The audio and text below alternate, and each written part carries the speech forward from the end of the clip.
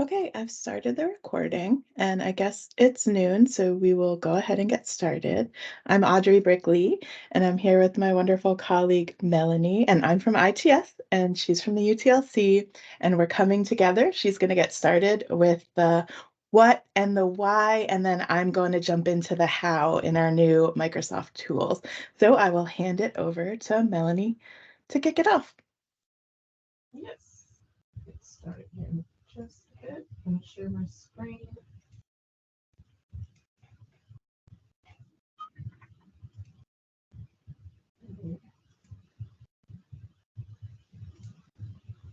Okay. Can everyone see my screen?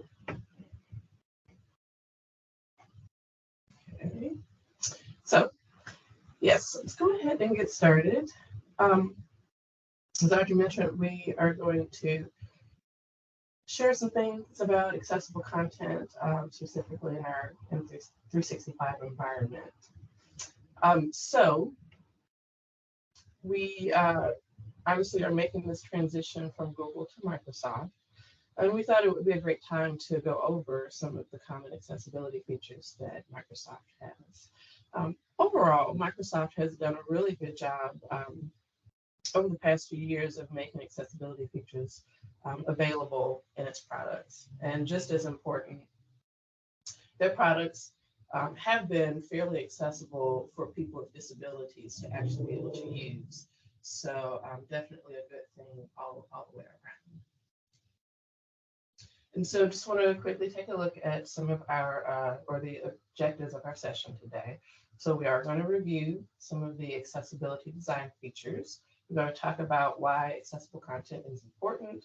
And then we're also going to show you how to practice accessibility with some of those M365 accessibility tools. So just to take a quick look at some statistics as we think about accessibility around the world, about 16% of the world's population has a disability, and that's about 1.3 billion total. And then when we look at the United States, about 26% of our population has a disability. That's about 61 million total. And so disabilities fall into four primary categories. You have your vision, which will include total blindness, low vision, partial blindness, as well as color deficiency or color blindness. Then there's also hearing, which would be your deaf and hard of hearing. And then there's also mobility disabilities, which would include the total loss or partial loss of function of a particular body part. And that could be due to lack of muscle control, muscle weakness, paralysis. And then there's also cognitive disabilities, which makes it difficult to process information. A lot of times it's going to affect reading skills, writing, the ability to focus, as well as communication skills. And here on our campus, a good number of our students who report having a disability fall in that cognitive category. And these are also the disabilities that we often don't know a person may have. They're called invisible disabilities because you can't see them. And a lot of times you may not know that that person has a cognitive disability unless they share that with you. So now we're going to take a look at some of the accessible design elements that we want to pay attention to. And we can actually address through Microsoft, our Microsoft tools. So we're going to slide into accessibility. This is a mnemonic, excuse me, that was created by Luis Perez of CAST. CAST is a nonprofit education research and development organization. They focus on universal design for learning, or UDL. They're actually responsible for the UDL framework, and they focus on making learning a more inclusive experience for students. And so this is what we're going to take a look at. So the slide mnemonic, it's going to help address some of the low-hanging fruit when it comes to accessibility. These are small changes that you can make, and they'll actually have a pretty big impact on the user experience for all students, but especially those who have a disability. And accessibility just it shouldn't be a last step as you're creating and designing your content. It should be a part of every step, particularly in the beginning. You want to think about accessibility, and then also during the design and development process of your content. So slide for our documents, presentations, and emails. SLIDE stands for styles, links, images, design, and evaluate.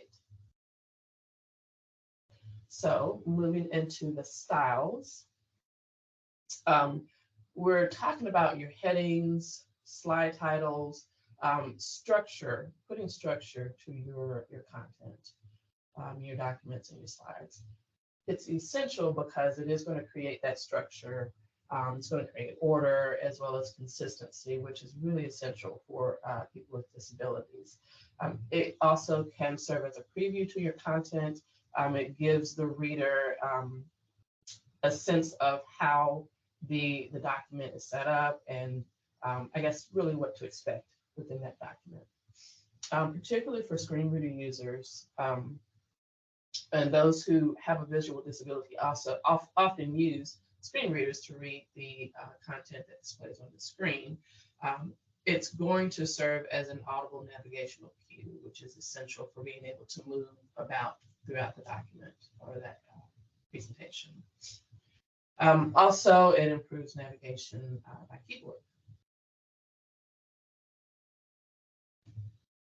So with styles, structure is key.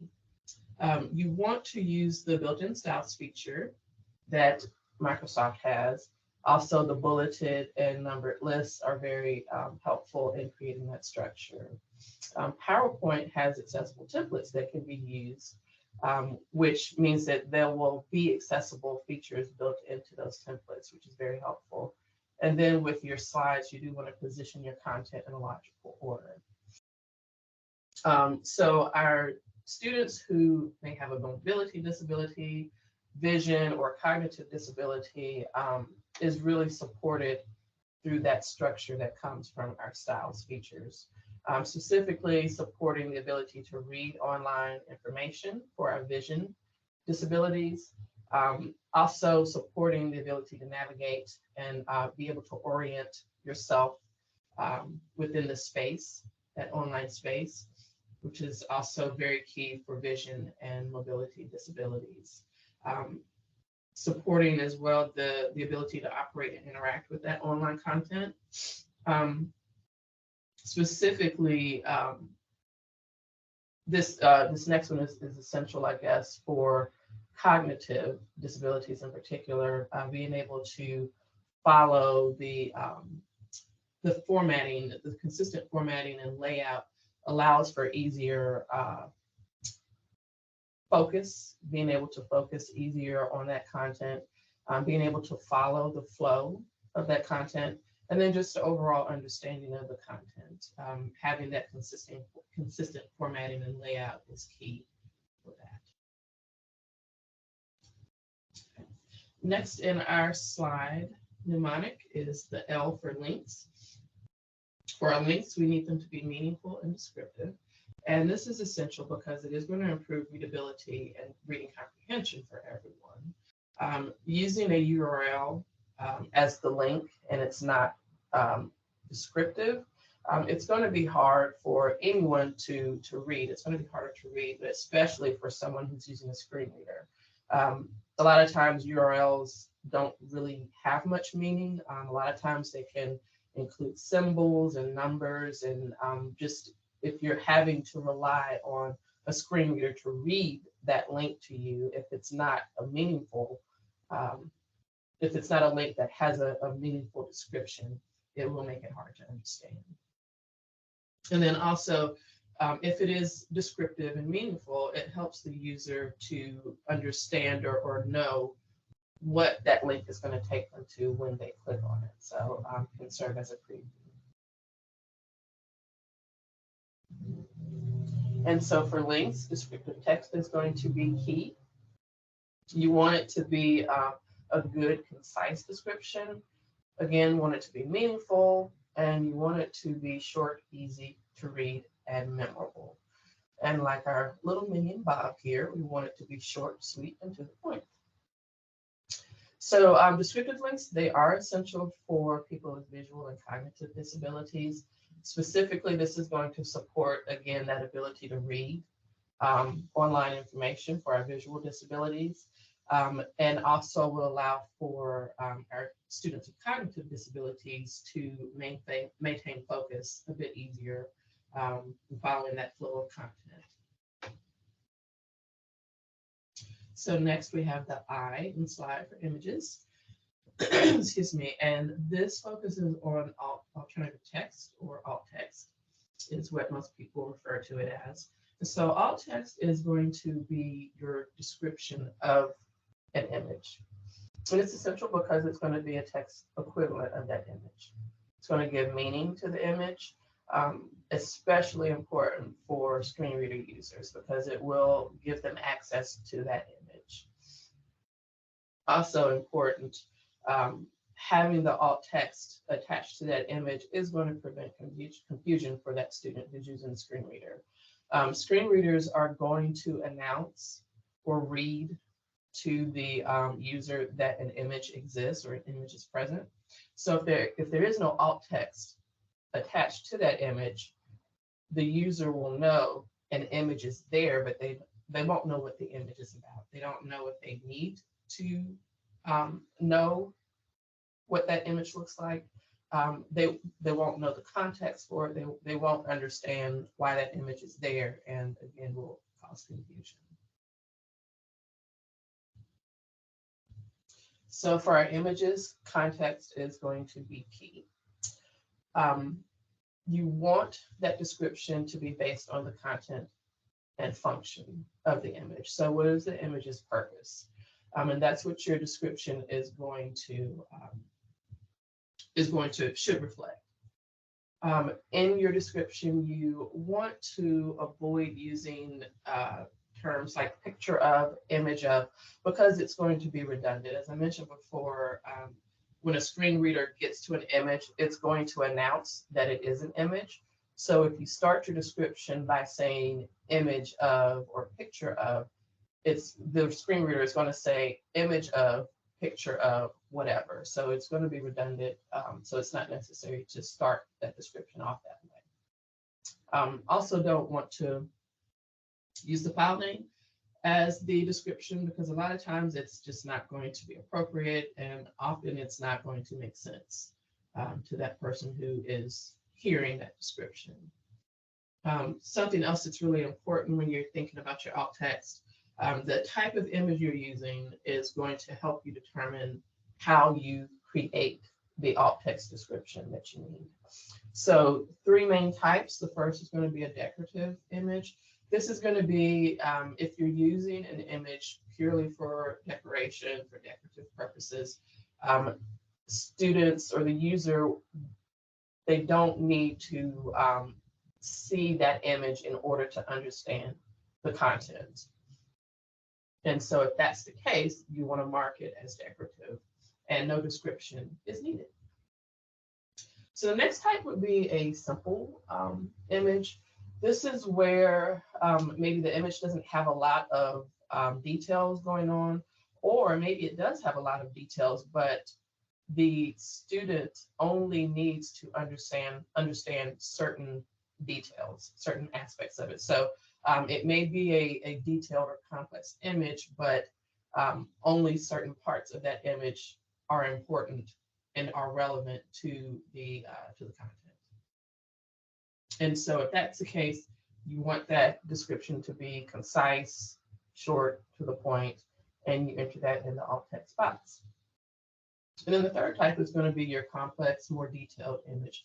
Again, this maybe your image, it could be a map, a chart, diagram, anything that has a lot of details in it. And not only does it have a lot of details, but the student needs to have access to the details that are in that image. And if that's the case, You still want to include a short alt text description in the alt text box, but you want to provide a fuller, more in-depth description in a separate location. Easiest way to do that, and I think the way most folks do it, is to create that fuller description in a separate document and then link out to it from the original document. And then most important, the content creator is going to determine the image's purpose. And so because of that, whoever is creating the content really needs to have an active role in creating the description, because that person, the content creator, is the one that really knows how that image is connected to the content, whether or not it's truly essential, it's important for students to have that description. They'll know if it is a decorative image. They'll know how much detail is needed within that image to convey the message that's needed. And of course, alt text, it is really essential for our students with visual disabilities in helping them to understand any image or excuse me, visual representation that displays on the screen. Okay. Moving on to our D in slide, which is for design. And here we're going to focus on your font, color, and spacing. And design is essential because it's going to improve readability and comprehension, and will also provide visual structure and order, as well as consistency. And so when we think about fonts, readability, again, is key. You want to use simple fonts, which tend to be your sans serif fonts. Serif fonts tend to be more decorative and be a little more embellished than the sans serif fonts. Also want to use an appropriate text size. Ideally, you don't want to go below 10-point font for a document. For your slides, 18-point font, I think, is ideally where you don't want to go below that. The fewer font styles, the better. Don't want to use a lot of all caps in your content. Also, justified text tends to be a bit harder to read. And then you want to use real text as opposed to an image of text. Because your real text is going to be used, it can be read by screen readers. If you are using an image of text, then you want to go back to the guidelines that we've talked about with alt text. It's because if it's an image of text, then it's an image. And so you want to make sure that whatever text is in the image is also typed out in the alt text box. And so then also text that can be enlarged without being distorted is also important. And that's connected to, again, if you're using an image of text, you want to make sure that that image, when you enlarge it, the text can still be read. Again, would still need to use alt text for that, but being able to enlarge it is especially important for students who have low vision, but then also all students, you just want to make sure that it's readable. And accessible font is going to support our vision disabilities as well as cognitive disabilities. So looking at color and design, again, readability is key. You want to make sure you have a good contrast between your foreground and your background. So your foreground is typically going to have your text, and then your background is going to be your your screen color. And so the first example there's a square. We've got 4 rectangles that make up the square. Only one of those actually has good color contrast. The one that says good, it's got a light gray background and the text is a dark color. So having that good contrast allows you to read the text and improves the readability. The other 3 are not really good contrast. Some you may be able to see, others the other two, the two bottom ones, I think it's really difficult to see those. So again, having that good contrast is going to help and improve the readability. The other example that you see here, the background is, I guess, a bouquet of flowers, varying colors of orange. There's a bit of red, green in there, but looking at that, you can see that some of the words are easier to read. The sentence that's there, it says text over an image, is often hard to read. So depending on where the text is placed and the color of the text, you can see it's easier to read some of those words than others. And so, like I said, you just want to be careful about that, and be mindful if you are using text over an image. Be mindful of how the text is displayed. And then also, you don't want to use color alone to convey your message. Color is a great thing to use, and I always encourage using it. Just because you want to be considerate of accessibility, it doesn't mean that you have to eliminate color from your design. You just don't want to use it by itself. So if you're using color, have a secondary method of conveying that information, or the message that the color that you're using the color for to convey. So for example, maybe you want to highlight something that's important. So you could make it a bright color, but then in addition to that, whatever color you choose for that text, maybe also bold it, and you could use a symbol like an asterisk or something else, so that you're not relying on color alone to get your message across. Okay, and then there's also spacing in design. And so with spacing, using space within your content is really important. It's definitely a good thing, because it's helping to create structure, readability, and it allows for your content to flow easier. However, you don't want to use the Enter or Tab key to create that space. Instead, you can use the spacing feature that Microsoft has to add space between text. And the Styles feature can also be used to create space around your headings. And having good spacing is essential for our students with visual as well as those with cognitive disabilities. And lastly, we have the E in slide for evaluate. And so this is where the accessibility checker comes in. Accessibility checkers are really great. It's a great tool to use. And Microsoft has a really great one that can be used. And it helps to catch some of the common accessibility errors. And it also shows you how, in a lot of cases, it's going to show you how you can resolve those errors. And so thoroughness is going to be key when you are using those accessibility checkers. Accessibility checkers are great for the automated checks, but there are some things that you would have to manually do to make sure that that your content is accessible. One example, your alt text. So an accessibility checker is going to check to make sure that something is in the alt text description box. It's not going to check to see if what's there is actually appropriate. So that is something that you would need to manually check to make sure, again, we're talking about the file name is being used as the alt text, which a lot of times that's the default for an image.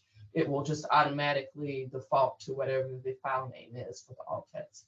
So the accessibility checker is not going to flag that because there is a description in the alt text box, but the question of whether or not that file name is an appropriate description, is not going to be flagged by the checker, and that's something that you would need to look at. Another example would be the order of your content in your presentation slides. That is something that you would have to manually check as well. The accessibility checker is not going to tell you that your content and your boxes within your slide are in the correct order. So we looked at slide and some of the design elements that fall under our slide mnemonic. Now we're going to move into our video conferencing and multimedia accessibility features. Captioning and transcripts are both great features that Microsoft has within the Teams environment. And they are essential because captions and transcripts are going to give a text version of your speech and the sounds that occur within the video conferencing environment, as well as your multimedia like your video and audio recordings. Helps to improve comprehension, and they can also be used as a learning aid.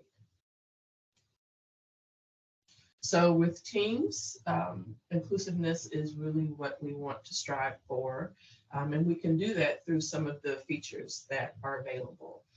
There's the ability to enable live captions, both auto-generated as well as human-generated. Human-generated obviously would be captions that are created by an actual person.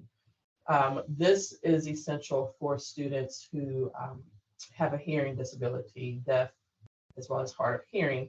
Auto-generated captions are not going to be sufficient for those students because the auto-generated captions, they have improved considerably over the years, but they're not going to be as accurate. And for someone who solely relies on captions to understand what's being said, it has to be created by an actual person. Other features in Teams includes being able to add an interpreter, spotlighting and pinning participants is great. You, of course, have the ability to record your meetings and then also share the recordings afterwards.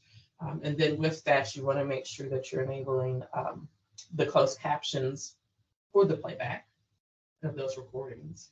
And then being able to generate transcripts as well as being able to edit those captions and transcripts for accuracy.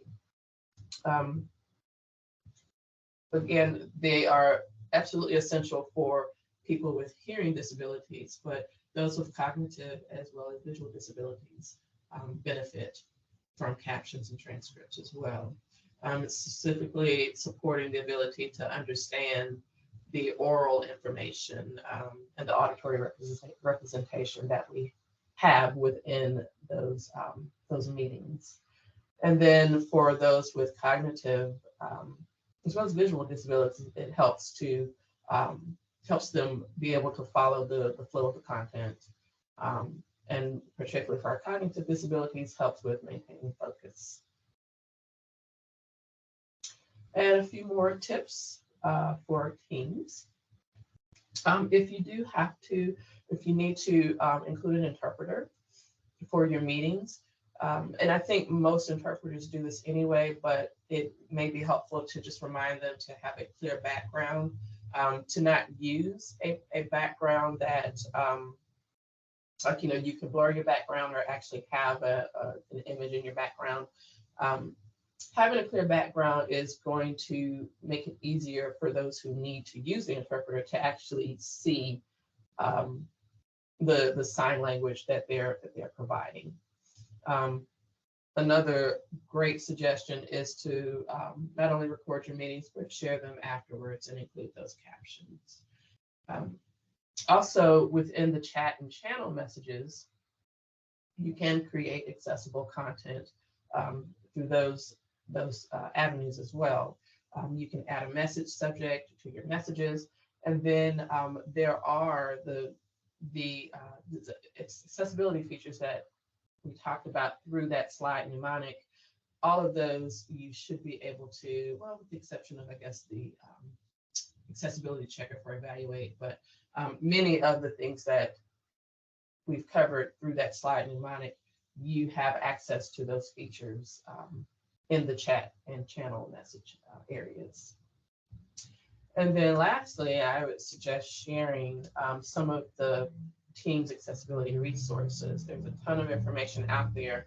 The three that I have listed here specifically, I think would be particularly helpful to share with students at some point. And all of these are to help the user be able to access and enable the accessibility features from their side, from the participant or user side. And I'll share these links in the chat in just a bit. Okay, so I think we are ready to move on to our accessibility tools. All And right. how do you take over for that? All right. Thank you so much. So I am going to share my screen, and what I'm going to do is I'm going to kind of go through the slide mnemonic in Word, PowerPoint, and Outlook. And we can, if we have time, we'll look at some of the features in Teams. And I just want to point out that I am using the desktop applications. So you'll see that I'm using the desktop version. I'm just going to move y'all over here so I can still see you while I'm talking. Um, because we can kind of think of the web app. So if you access m365.uncg.edu and you start using Word and PowerPoint there, we kind of think of those as like light. Those are the light versions, and they're not going to have all the features and functionality that the desktop version has. So I'm going to be showing you on the desktop version today. And I'll show you the difference kind of on Outlook, what I mean by that in a few minutes. And I also wanted to point out that you're going to notice that it works kind of the same across the tools. So as you know, we're consolidating platforms right now. We're moving from a lot of different platforms into one Microsoft platform. And there's a real benefit to that in that things kind of work the same from one tool to the next. And as Melanie pointed out, consistency is so great for accessibility. And that I like to think about that from the student perspective as well, that as they begin using the tools and all of our instructors are kind of using the same kinds of content, there's some benefit there for the consistency as well. So I'm going to start with Word, as I said. And what I've done is I've created some content that we can work on remediating together. As Melanie pointed out, you really want to do this as you go, but it's not really a good use of your time today to watch me type all this stuff out. So I did prepare some things, but it really is just a few seconds here and there to incorporate these accessibility features into your content versus trying to, create your content and then go back and do it. It kind of feels more like a chore at that point. So we're going to try to learn to incorporate this as we create content. So starting with the S, does anybody remember what the S was in the slide acronym? You can put it in the chat. We're going to do it for each tool. So the first one is styles. And so what I'm going to do in styles, yay, Tara, thank you.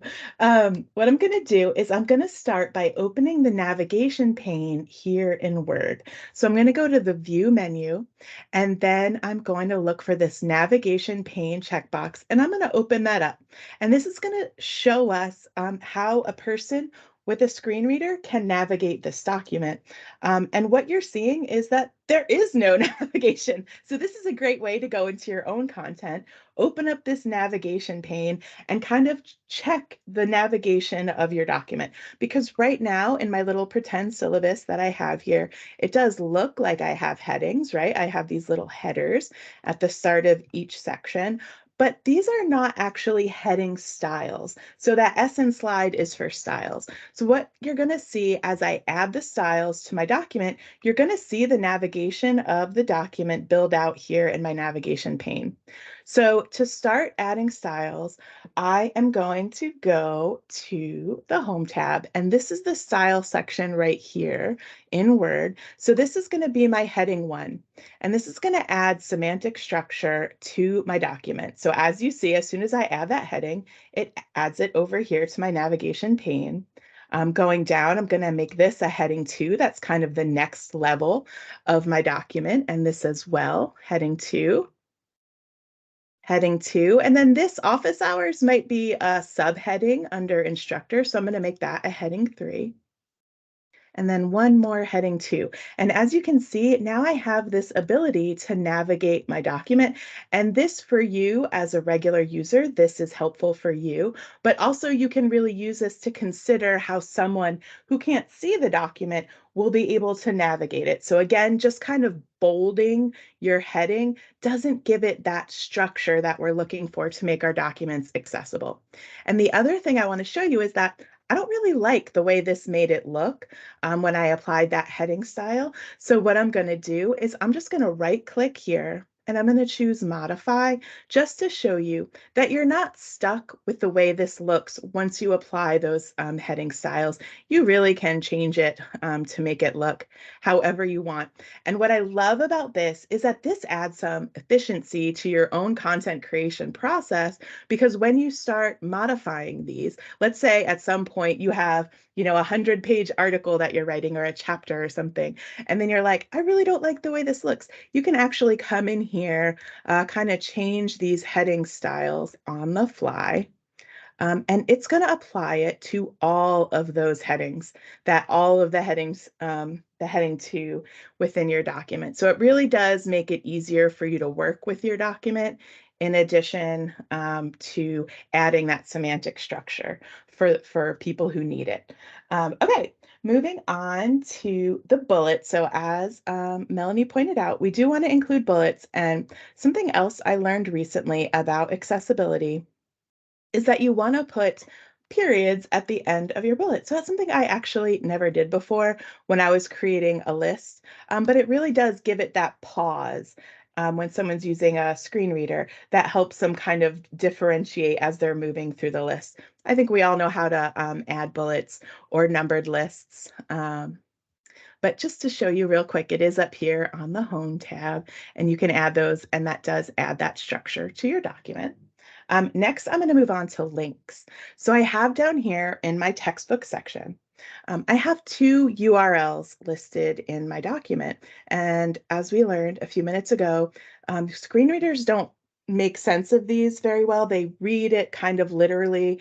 It's not meaningful. So we really want to add meaningful link text to these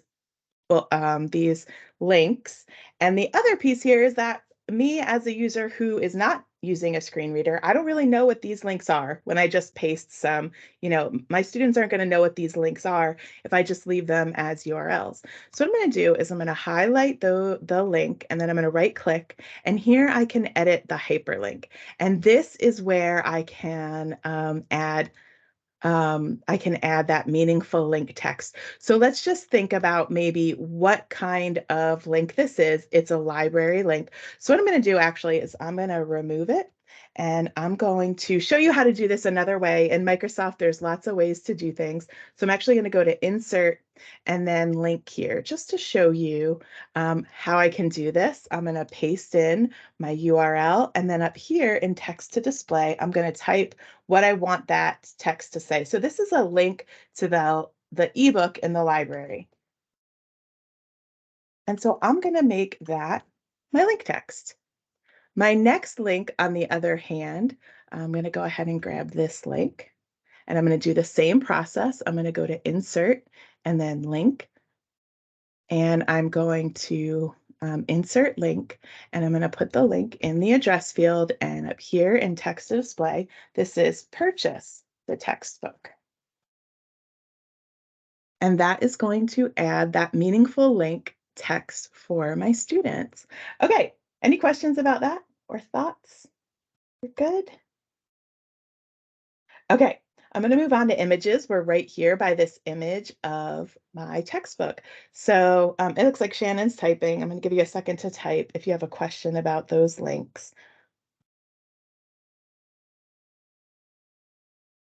because I know there is a variety of things. So here within Word, you might have a link out to another document. You might link to another place in the same document. There's lots of options for adding links in your documents. However, I just want to make sure you know how to find those features. But you probably noticed when I hit that button, oops, that drop down, it does give me like different options. I can link to different files. So for example, if I wanted to give a long description, as Melanie pointed out, you might want to just link to another document that gives a full description of what you were talking about. But for this, let's move on to the images. I do have an image. Does anybody have any thoughts about what kind of alt text I might want to add for this image? And while you think about that, I'm going to show you how to access the alt text field. And you can do that by simply right-clicking on your image and you get that view alt text option right there. And when you click that, it pops open over here and you will see that actually it has generated this text for me. The King Arthur Baking School Lessons and Recipes for Every Baker. However, I don't like this. I don't like this. This alt text. What I'm going to do is I'm going to remove that and mark it as decorative because you'll notice that I already have all of the information from the textbook listed here with screen readable text. So if I were to add the name of the textbook here as alt text, that's going to be redundant for the student with a screen reader because it's going to read them the name of the text here, announce it as an image. Then it's going to read them the name of the book here as well as the author, all of those things. So in this case, it would just be redundant. This is really just here for visual interest. I'm just showing you what the textbook looks like. Maybe if you were teaching art and you wanted to point out what painting was on the cover, the cover of the textbook, you might include that in the alt text because as Melanie pointed out, it's all up to the creator of the content. But in this case, I feel like it would just be a waste of the student's time to hear that information read twice. But you probably noticed there was a generate alt text button for me there. And we're going to look at that in PowerPoint in a minute because those can be kind of entertaining. All right, moving on to, we did images, and now we're going to do the D, which is design. And you might have noticed I had some poor color contrast in my document. So I wanted to maybe kind of highlight this word delicious. Um, and so I made it pink, but that's really not going to have the color contrast that's needed for, a variety of people to be able to read that content. And so what I'm going to do for this example is I'm actually going to show you the built-in accessibility checker because this is a great way to check this feature because you really can't go on your own. You can't go on your own perception like, yeah, that looks good to me. I can read it easily. You really need to technically check it. It's like a ratio of the foreground to the background, and it's actual math to determine if this is a good contrast. So I'm going to go ahead and go to review. And then I'm going to look at this check accessibility button here, and I'm going to click it. And that brings up Word's accessibility checker in my document. And you can see it has pointed it out. It's hard to read text contrast. So when I click that, it gives me the recommended action is to change my font color. So I'm going to go ahead, and pick a different color. Is it going to do it for me? Sliding open, so I guess I don't have to click. It's disappearing every time I do it. I don't know why. It's not acting right at the moment, obviously, because I'm presenting for all of you. But what I'm going to do is I'm just going to do it here since that's being cranky. I'm just going to go to my home tab and I'm going to change it here. And once I change the color, let's just make it another ridiculous color. And then we'll look in the accessibility checker again. It's still saying that's not a good color. It's doing the math for me in the background. I'll just go ahead and make it black.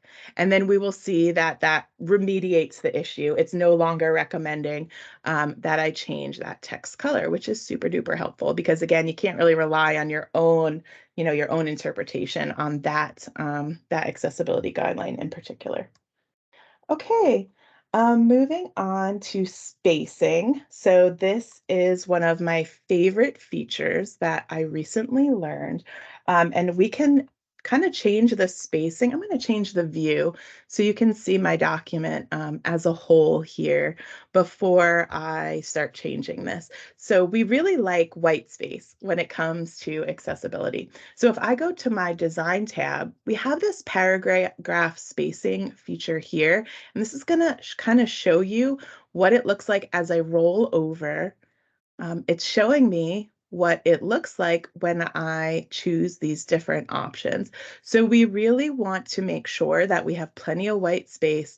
Um, Probably not something like this. We want it maybe to look more like this. Looks really beautiful, really satisfying. It just feels so good to do this to your documents because it really does make such a big difference. And this paragraph spacing feature is a way for you to do this without going through and adding a lot of, extra returns and tabs and all of those things that Melanie told us that we should avoid.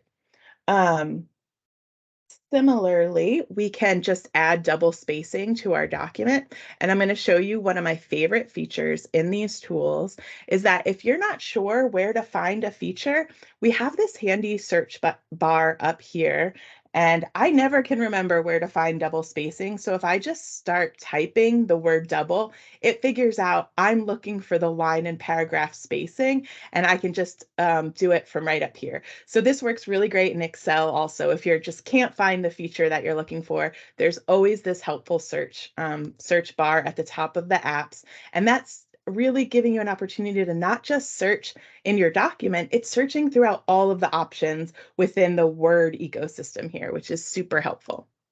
And then I think I already showed the accessibility checker, but I did want to just go back there real quick and show you what happens when I click this drop down, because it does also give me the option to access some of those other features that we've talked about, including the navigation pane, alt text. Anytime you want to start working on accessibility in your documents, this check accessibility dropdown is a great place for you to check. And then there is one last hiding accessibility issue in my document, and I'm going to give you all a second to find it. See if there's anything else you can find in my document that you would change to make this syllabus more accessible. Yes, thank you, Shannon. Great job. So I'm going to go ahead and I'm just going to change this font.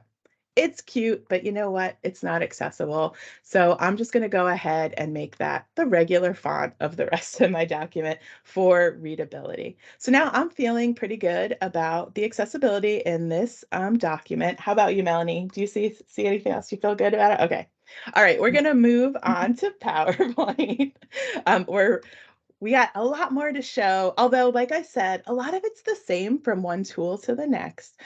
So as we go through this next piece, you're going to find that once you develop the skills in Word, it's really easy to apply them to the other Microsoft tools.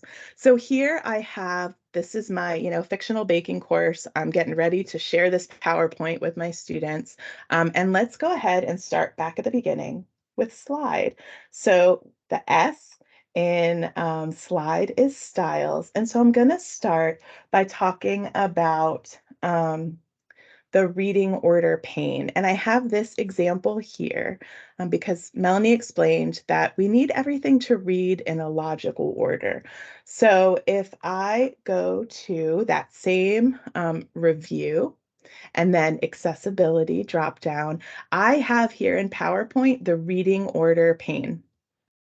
And what this does is this tells me the order in which the items on my slide will be read to someone using a screen reader. So for you and I, this looks very logical, assuming you can see my slide right now.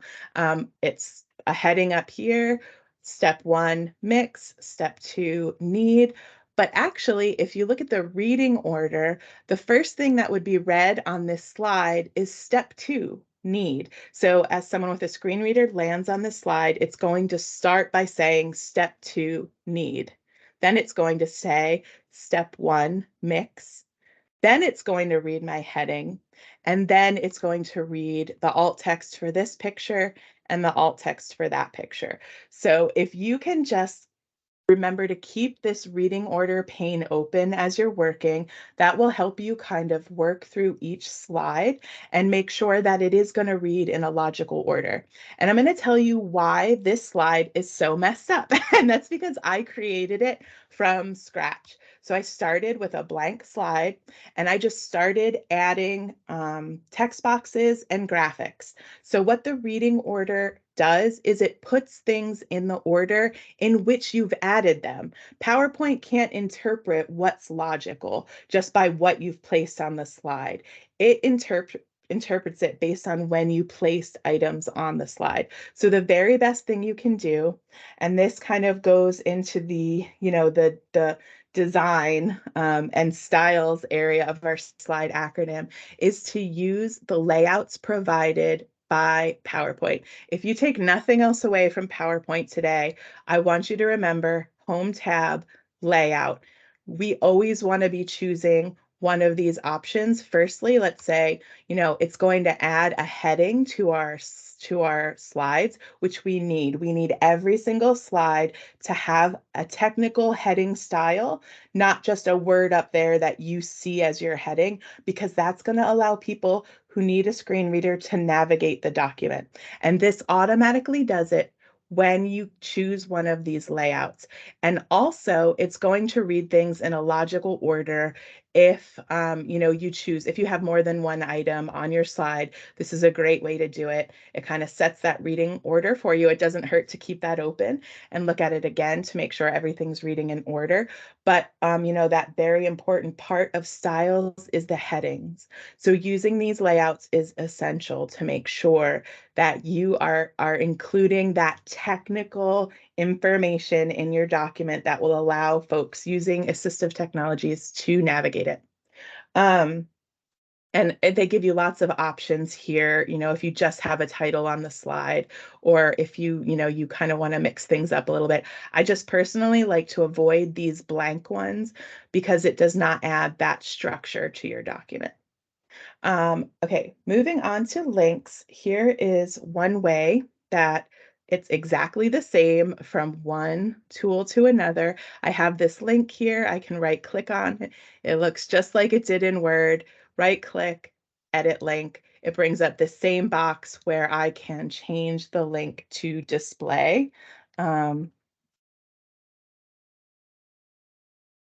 I can add some meaningful link text there, and there it is. It's no longer one of those awful, long, ugly URLs on my slide. Um, and then moving on to images, I'm just like rushing a little bit because we're a little short on time. But I did want to do this one with you together because I'm going to go ahead, same thing, right click on an image and then view alt text. It's going to bring it over here, and let's just have it generate the alt. It actually did a great job. It figured out that it was a bag of yeast. However, is that information important for my students to know? Probably not.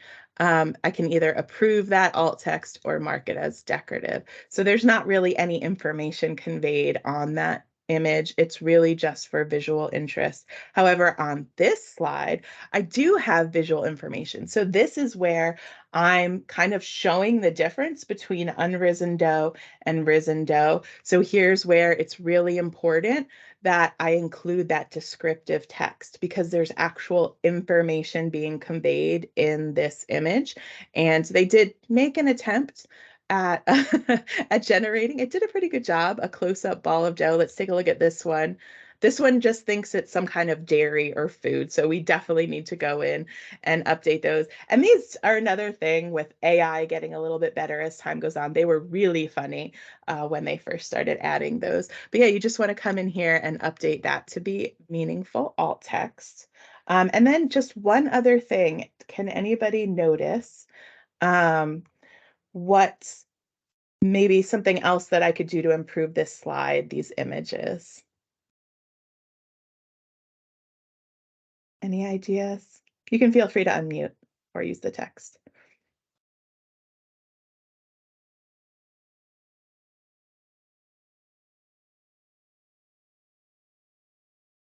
I see people typing. This is another one of my favorite things in Teams that we can tell when people are typing. Put the text outside of the image. Thank you, Maurice. That is exactly right. So in this instance, I kind of gave a non-example, although it's pretty clear, pretty easy to read. This is actually text. This is a part of the image. It's not screen readable text. So as I'm writing my alt text, I need to make sure that I'm including that information and not just relying on the screen reader to read it because it's not actually screen reader text. And I'm going to show you a quick tip on how you can tell if images or text on an image is screen readable, and that's by using Control F. So if I look for the word dough, it finds it.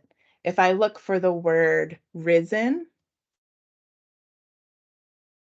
it can't find that word, right? Because that's just an image. It does just like a screen reader. PowerPoint doesn't have the capability to decipher what text is on that image. So that's just a quick tip that you can use on any kind of content, whether it's in Word or PowerPoint or a PDF or anything. You just want to do that Control F. That'll give you a quick insight into whether the text is real text, screen readable text, or if it's going to get kind of stuck within the image there. Okay, going back to our, do we have, oh yeah, I wanted to show you the design tab here in PowerPoint because there's a few things, there's a few options we have. Um, within this area where we can start kind of choosing different templates. And the thing I just wanted to tell you here is that they're not automatically going to be accessible. I would love it if Microsoft would make all of these templates accessible, but sometimes the color choices they use don't have high contrast. They're kind of going to superimposing it over the image I have there. And the same thing with these designer options here. So let's take a look at, let's do the designer. This is this designer feature. Sometimes it makes your slides look really nice. Sometimes it just makes them very low contrast, takes away the white space, not really adding what we want to add in terms of accessibility. We want to prioritize accessibility. So we want to make sure that we're keeping it simple. So I really like just using those layouts instead of these very kind of busy and like color contrast issues that some of these templates can create. And I think I'll just quickly show you one more thing here under review, this check accessibility, same thing. It's going to give me any errors and it'll give me an opportunity to fix them right here within the accessibility checker. And now we just have a few more minutes left, but I'm going to hop into Outlook very quickly. And here's where I really want to show you that the features are the same from tool to tool, but it's actually a little different from the web app to the desktop app. So I have the same email here. One of them I'm creating in the web app. So if you log in online in your browser, this is what your email will look like versus within the desktop application. And so if you look here, I have intentionally built in some accessibility issues. There's no alt text, and I have this terrible uh, color contrast, and I also don't have this formatted as a heading. So I'm going to show you the accessibility checker in the web app. It's under options, and then we have to look for this little accessibility symbol. And when I click that, it does tell me that I'm missing alt text here on my images. So that's great. But you can see that it did not catch this color contrast issue. And another thing that I want to point out is that there's no styles here in the web app when I'm writing emails. These things are just as important when we're sending emails, especially to our students, as they are in any other kind of course content that we're creating. And so I really like to use the desktop application for Outlook for these kinds of emails because we have the full functionality of kind of, it's almost like using Word within an email. So if I look under format text, I do have the styles options here. And when I go to, I think it's under options. Is it under options? No, it's under review, is that same accessibility checker.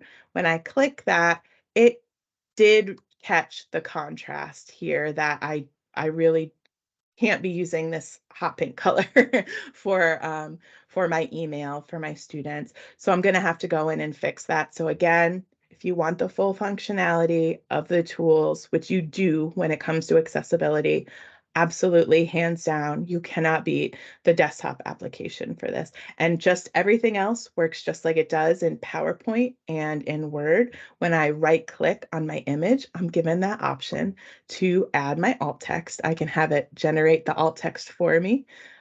It didn't do a very good job. It didn't convey the information. I need to go ahead and add the text, book club, Monday at 4, library, or not put the text in the image. Just put it as screen readable text to begin with. So yeah, so that's kind of how it works in our tools. And I want to just take a second. It is 1 o'clock now. I always like pride myself on finishing on time. So it's exactly 1 o'clock, but I would invite you all to stay and ask any questions you have, as well as I can show you some of the things here in Teams if you're interested. And feel free to unmute or use the chat. I'm going to go ahead and stop sharing. Yay, Tara, you are so welcome. Any other questions or comments or anything else you're interested in seeing?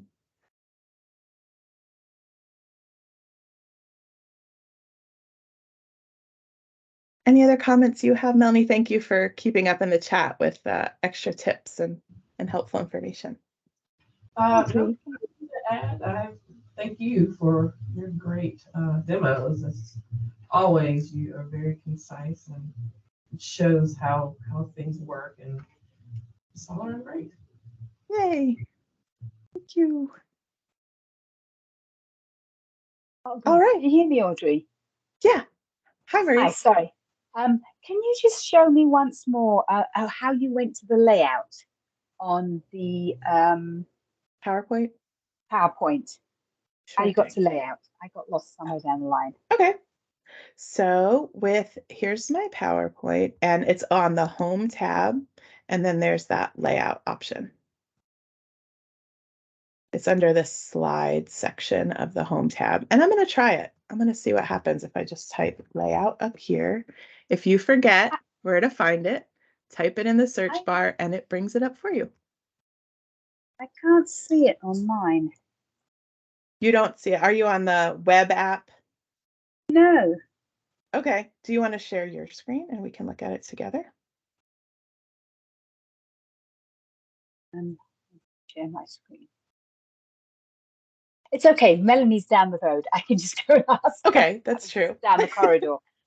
I can get her to look at my computer. Okay. To save everybody else's time. Thank you. Thank you, thank you, thank you, Shannon. That makes my day. If there's nothing else, I guess we'll go ahead and end it. But I will just quickly point out that within your Teams app, you'll be able to find the recording of this session.